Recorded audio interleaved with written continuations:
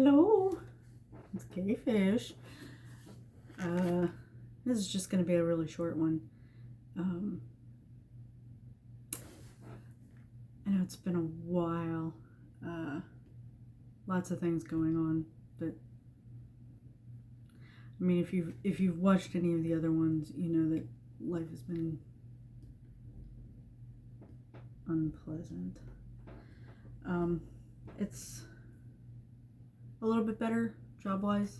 Job-wise is actually considerably better.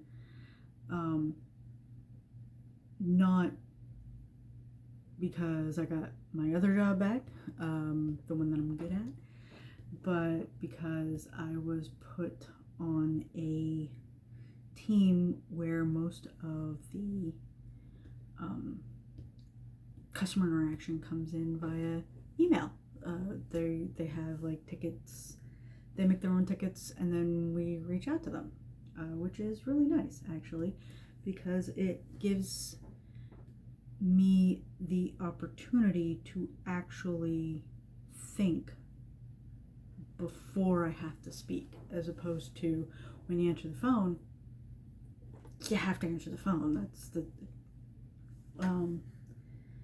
and that's part of where my anxiety kicks in, and like everything that I know just flies out of my head. So I'm on a team where I'm actually successful, or rather, I'm on the same team, I'm with the same company and all that, but I'm now supporting, because we support all kinds of customers, I'm now supporting, instead of, like multiple customers, I'm only supporting one customer, and that one customer's setup is like this. It's the only one. So I really kind of lucked into it. I lucked into it under bad circumstances, but you know what? Hey. Let's see, what else is going on? I'm going to be moving soon. The apartment complex that I live in decided to, I've been watching their website, their listings, and I've watched their apartments increase over the past less than a year, but over the past, like, say 8 or 9 months, I've watched their apartments go from a like 1% increase. I know that that's the wrong number, but went from going up like say $75 or $100 to like 50% increase, or more. There's one unit that I kept an eye on for a while that is comparable to mine, size-wise. It's a 3-bedroom, that went up almost 75% from where it was rented out initially. And that is absolutely not something that I can do. I mean, the company that I work for doesn't really take into consideration that there's been any inflation, but so yeah, I had to find another place to live, and that's been an ordeal because I'm not poor enough to be poor. I make like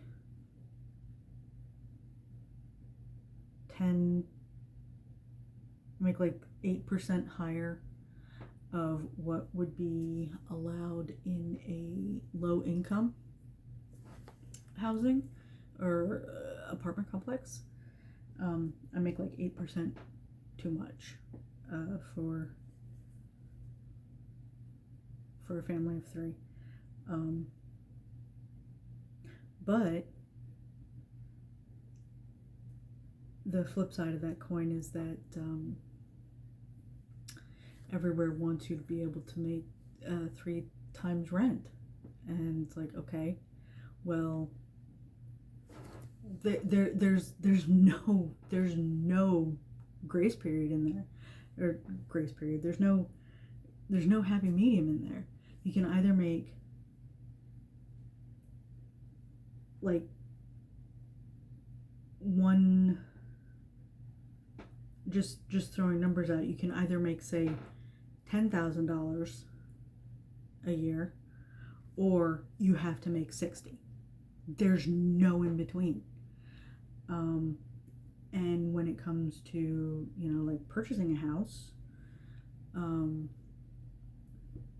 purchasing a house in my area, in Florida, in the Pinellas, Pasco, Hillsborough County area, specifically the Pillsboro, the Pinellas County area, you're looking at no less than $190 for a 2-bedroom, less than 1,000 square feet, which obviously I need 3 because I have to have a home office. My 18-year-old is going to be in college. They need their own space to be able to do their work. Most of their college is going to be virtual. And then I have a 10-year-old, and I'm not just going to make him sleep on the sofa. So a 3-bedroom is required. And it's a nightmare. I know it's a nightmare everywhere. I know.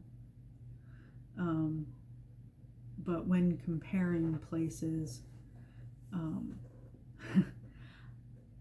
doing some fun math, I found out that it would literally be more cost effective, and this is the stupidest thing you may ever hear in your life. It would be more cost effective for me to get passports and visas and stuff like that and move to another country. And I'm not talking about, like, oh, let me drive to Canada. I'm talking about like the UK. It would be cheaper for me, housing wise, to actually move to the UK. Long run, it would be cheaper. It's insane. It's crazy. Like outskirts of London, I'm talking. That said, I have found a place. It is not ideal, but it is what there is. And, I decided to go for the opportunity, using the illusion of choice, because I really don't have a choice. That is what was available. That is what I can get. So I have to move soon. Part of moving into the new place is actually going to be building out the screened porch so we can have a 3rd bedroom. When I say not ideal, I mean it. It is not ideal. But beggars and choosers, right?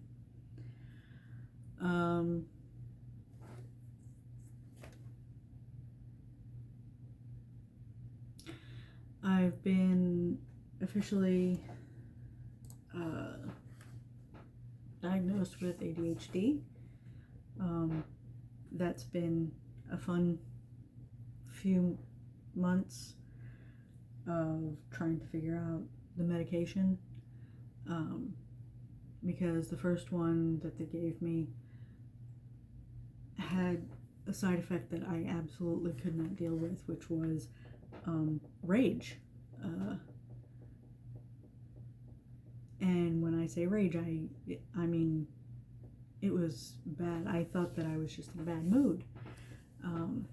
But I didn't notice exactly how bad it was.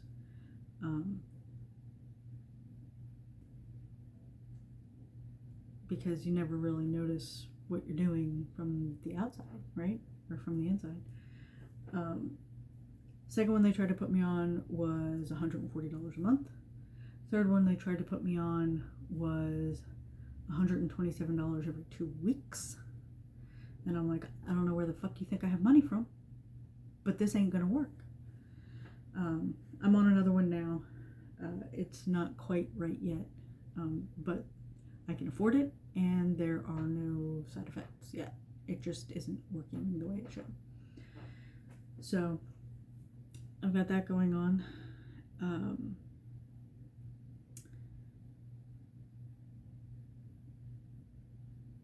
going to be doing a couple drunk story times soon.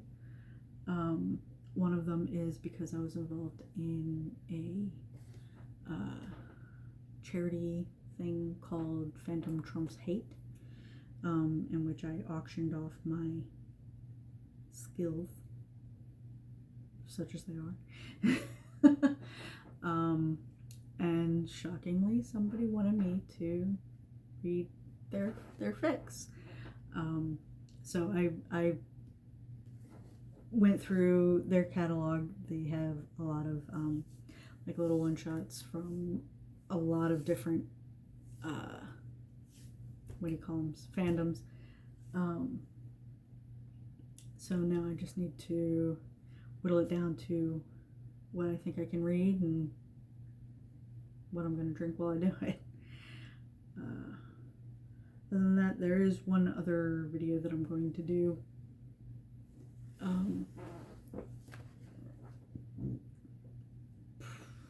Probably, I hesitate to say soon because I don't want to make that kind of a promise. But it's something that happened to me last August. And it's still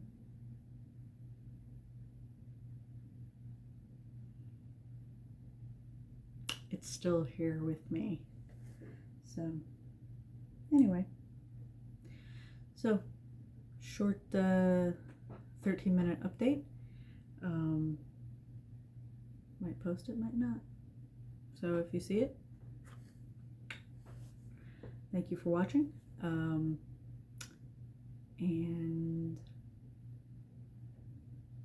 can't wait to do some more drunk story times now that I actually have time available, a little bit of time available. So, thanks.